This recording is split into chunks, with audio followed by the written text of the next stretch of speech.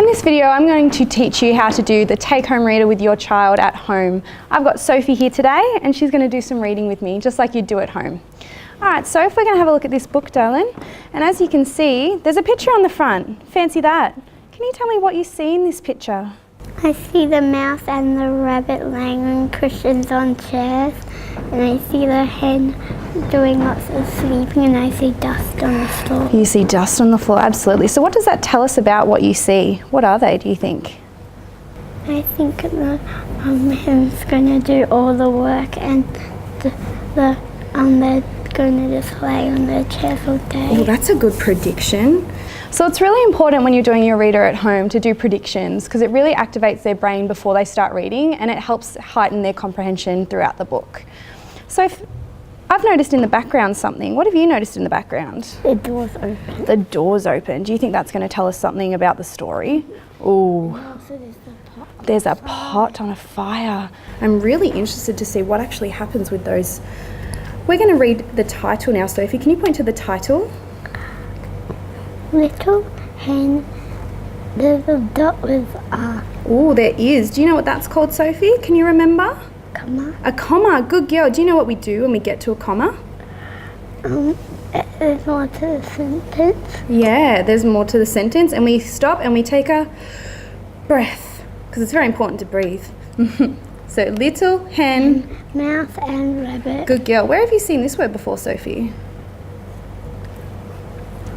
The word little.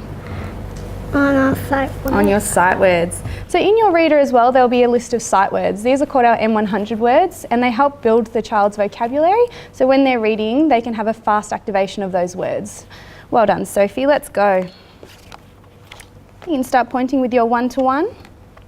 Little hen, mouse and rabbit lived in a house with But yeah.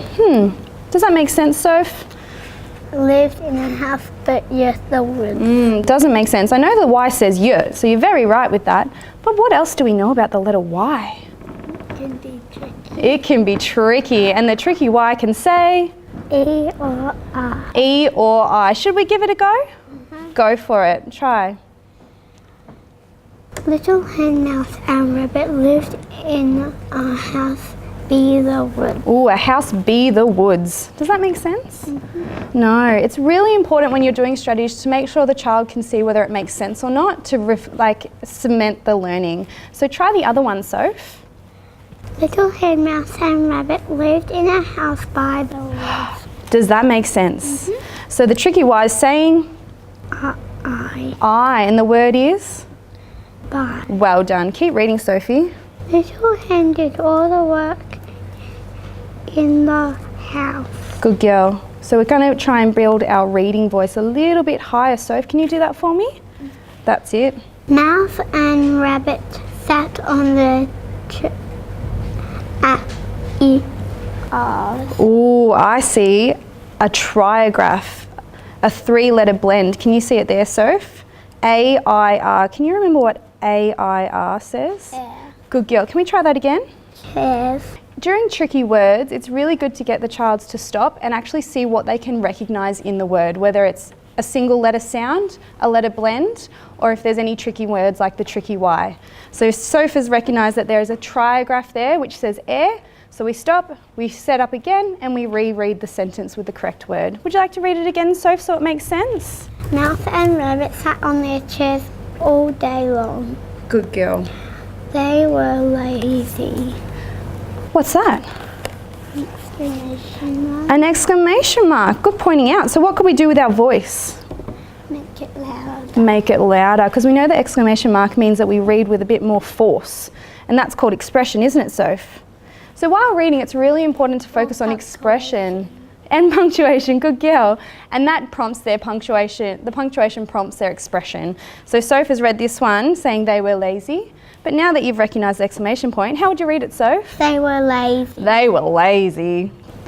Really good job, Soph. So it's really important when you're reading with your child to let them hold the book and let them turn the page, because it gives them ownership over the book, and then that really does solidify their love of reading, and it shows them which way to turn the page, and it encourages their directional reading. One morning, little hen went Upstairs. Good girl. I love that you pointed to the picture. Why did you point to the picture, Soph, when you were reading the word upstairs? Because I saw a hen went upstairs and I didn't see a hen over here, so I went and I saw stairs. So the stairs helped you read that word? Good girl.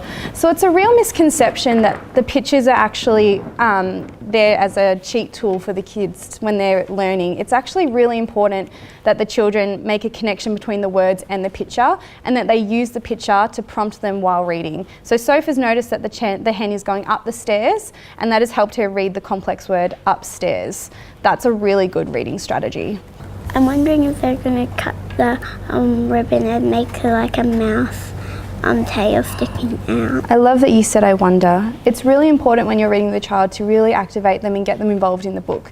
Ask them, what do they wonder, or what do they think, or what do you mean by that? Questioning really helps extend their comprehension. Well done, Sophie. Keep going. Can you turn the page? Good girl. Little hen and her two friends ran back to their house. They locked the door. Why do you think they locked the door, Soph? So the fox couldn't come in, that he could go through the window. Oh, maybe so the fox doesn't come in. And there's a picture of them. There is a picture of them. Go for it. Last page. Fox woke up and set off for home. He had to cross a river to get there, but now his bag was very heavy too. It was so heavy that Fox fell over.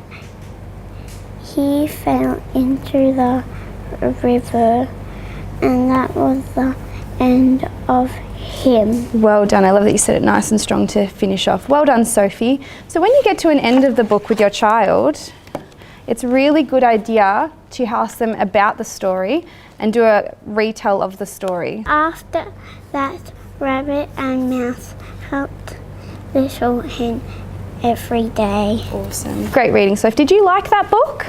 Fabulous. At the end of a book with your child, it's really important to do the questioning technique again to understand their comprehension of the story and that they're not just reading the words on the page. So I use a basic retell. Sophie, can you retell the story for me, remembering what happened in the beginning, the middle and the end? In the beginning, it says that they lived in a house near the woods, and the hen did all the work in the house, and the mouse and the rabbit were very lazy. They were very lazy. What happened in the middle? The door was open and the hen came upstairs, and he brought a bag and put the mouse and the rabbit in the bag and tied it up, and it was too heavy, so he put it down and went to sleep, and then the hen came back downstairs. Good girl. And how did the story end? The hen didn't see them, so he ran out, and he untied his friends, and they put rocks in it, and they went back to the house and locked the door, and the fox went across the river and he fell over. Good girl. That was a very detailed recount, Sophie. Thank you for sharing your book with me.